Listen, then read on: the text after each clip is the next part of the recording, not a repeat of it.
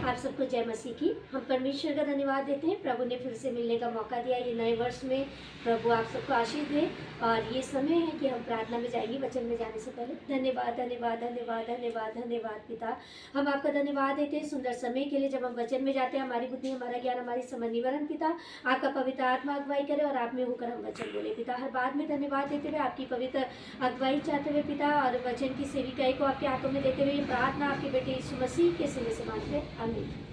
प्रियो, आज का हमारा टॉपिक है कि परमेश्वर की योजना पे अविश्वास करके हम अपनी आशीषों को गुमा देते हैं। अभी नया साल है और सबको बहुत आशीषित वचन मिले होंगे और बहुत सब भाई बहन उन वचनों को पढ़कर बड़ा आनंदित होंगे। लेकिन हम ये इस वचन में सीखेंगे कि किस प्रकार हम अपने अविश्वास को प्रकट कर क्या करते हैं, अपनी आशीषों को गुमा देते हैं। जैसा कि हम इस वचन में सीखेंगे, दूसरा राजा और 7वां अध्याय, उसकी पहली आयत मैं आपके सामने पढ़ूंगी।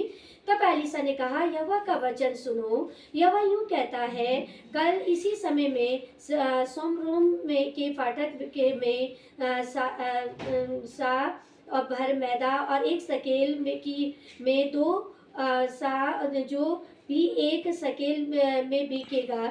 तब उस सरदार ने, जिसके हाथ में राजा का तकिया करता था, परमेश्वर के भक्त को उत्तर देकर कहा, सुन, चाहे यहोवा आकाश के झरोखे भी खोले तो भी क्या ऐसी बात हो सकेगी कि उसने कहा, सुन, तू अपनी आंखों से तो देखेगा परंतु अन्न में से कुछ खाने ना पाएगा। प्रभु इस वचन के पढ़े और सुने जाने में आशीष दे, आमीन। फिर यहाँ पे एक घोषणा, एक भविष्यवाणी हो रही है पूरे राज्य के लिए कि परमेश्वर क्या करेगा। वहाँ पे अकाल पड़ा हुआ, अगर हम दूसरे राजा 7वें अध्याय से पहले पढ़ेंगे तो वहाँ पे अकाल की स्थिति है और बहुत समय से लोग भूखे प्यासे, यहाँ तक कि अगर हम देखेंगे तो इतनी बुरी स्थिति में है कि उन्होंने क्या करा कि उनके पास खाने के लिए कुछ भी नहीं है ना। लेकिन क्या होता है, जब वो कहते हैं वहाँ पे एक परमेश्वर का दास प्रभु का अभिषिक्त जन वहाँ पे घोषणा करता है कि कल ही इधर क्या करेगा, मैदा और वो इतने कम रेट में मिलेगा, लोग ऐसे खाएंगे। तो एक जन जो राजा के क्या करता था, सेवा टहल करता था, वो वहाँ पे अविश्वास को जताता है, उस आशीष की भविष्यवाणी में अविश्वास को दिखाता है। और उस अविश्वास के कारण अगर हम आगे वचनों में देखते हैं कि वो आशीषें होती तो है, आती तो है, वहाँ पे वो देखने भी पाता है, लेकिन वो अपने जीवन में उसे ले नहीं पाता है। क्योंकि क्या होता है, वो परमेश्वर के आशीष को कहता है कि चाहे परमेश्वर आकाश के झरोखे भी खोले तब भी वो ऐसी क्या नहीं कर सकता, ऐसी बात पूरी नहीं हो सकती। ऐसी कई बार प्रियो हमारे जीवनों में, जब हम नए वर्ष में गए, बहुत से आशीष वचन, बहुत सी बातें हमारे जीवन में हुई होंगी, तो प्रियो जब हम उसे रिसीव करते हैं तब वो हमारे जीवन में काम करता है। उसे पढ़कर, सुनकर, आनंदित होकर वो काम नहीं करता। पर जब हम उसे कमांड करते हैं कि हाँ प्रभु, हाँ और आमीन में आप इस आशीष को हमारे जीवन में देने जा रहे हैं, इस आशीष को हम रिसीव करते हैं, हमारे बच्चों और हमारे